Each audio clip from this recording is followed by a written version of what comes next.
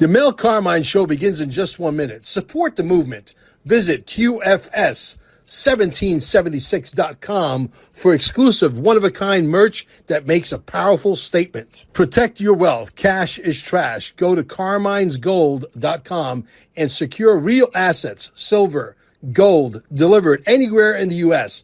Text Mel at 786-704-8817.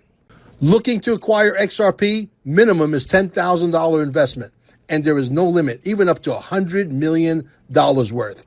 Again, text Mel with full details at 786-704-8817 and allow up to 24 hours for a response. And if by chance you're visiting Cape Canaveral or you are a local, visit stayingalive.com, alive with 2 E's, and recharge your body at the cellular level. The show with your host, Mel Carmine, starts right now.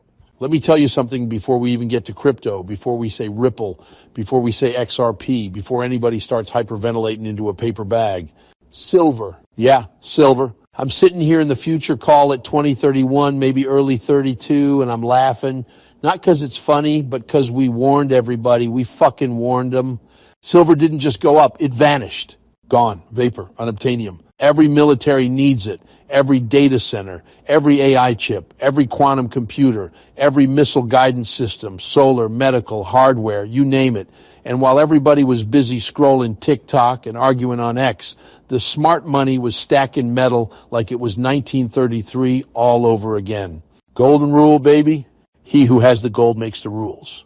And silver? Silver is gold's meaner, angrier little brother. By the time people figured it out, there wasn't any left to figure out. And that's when the price really said, fuck you, pay me. Now let's talk about the war. Not the one on CNN, not the one with tanks and flags. The financial war. By the late 2020s, it was obvious. We were watching the old system choke on its own bullshit. Debt piled on debt, derivatives stacked on fairy dust, and the so-called New World Order moving heaven and earth to make damn sure regular people never got a seat at the table. They didn't want you wealthy. They wanted you compliant. But here's the problem. They underestimated diversification. Silver, ISO 2022 tokens, real utility, real rails. And that's where this whole thing takes a hard left turn. Now listen close, because this is where the tempo changes. Ripple didn't scream. Ripple didn't hype. Ripple built. Banks didn't adopt XRP overnight. They fought it, kicked it, tried to bury it with lawsuits and headlines and bullshit narratives. But behind closed doors, they were testing it, running pilots, moving money at speeds that made Swift look like it was riding a fucking donkey. 3.5 seconds. Final settlement. No clawbacks. No mystery fees. By 2028, it wasn't a question if it was how fast. And XRP holders, they were the quiet ones, the ones getting laughed at, right up until they weren't. Brad Garlinghouse didn't trip into Ripple. The guy's a strategist, a chess player. While everybody else was playing checkers and yelling, number go up, Brad was sitting in rooms you don't get invited to unless you matter. And then there's David Schwartz. Let me say this real slow. There are no coincidences. Patent on blockchain concepts in 1988. DARPA consultant. Housing bubble pops 2007, 2008. Bitcoin magically appears in 2009. Get the fuck out of here. Bitcoin was the prototype. Slow, expensive, energy hungry as hell. It proved the concept and then it hit a wall. And who do you call when the system needs to be fixed? The only motherfucker who actually understands it? David Schwartz. Satoshi, you didn't hear it from me. Except, yeah, you fucking did. By 2029 it happened. Not overnight, not with fireworks, quiet, surgical. XRP took the #1 position not on hype but on settlement volume. Flare? Yeah, Flare overtook Ethereum. Smart contracts without congestion. No gas fee insanity. Actual interoperability. XLM handled corridors. XDC handled trade finance. ISO 2022 became the plumbing of the planet. And Bitcoin? Still there, still valuable, but no longer the king. Steroids, baby. XRP was Bitcoin with a fucking engine. Here's where the story gets spicy.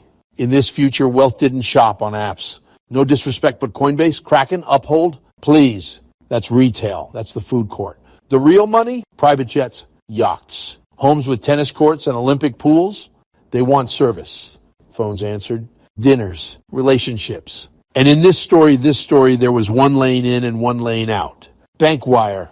Sometimes moving on quantum rails so fast you blink and the money's already fucking settled. 3.5 seconds. People used to laugh at that. They stopped laughing. Now here's the part nobody talks about.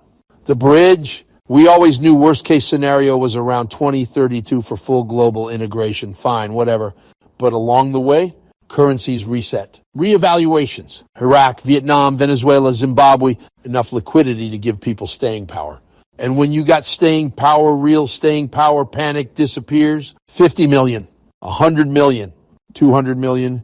That buys patience. That buys leverage. That buys time. By the early 2030s, the headlines weren't asking what is XRP. They were asking how the fuck did we miss this? And that's the thing about FOMO. It doesn't knock politely. It kicks the door in at 3 a.m. People who waited for permission, they paid premiums.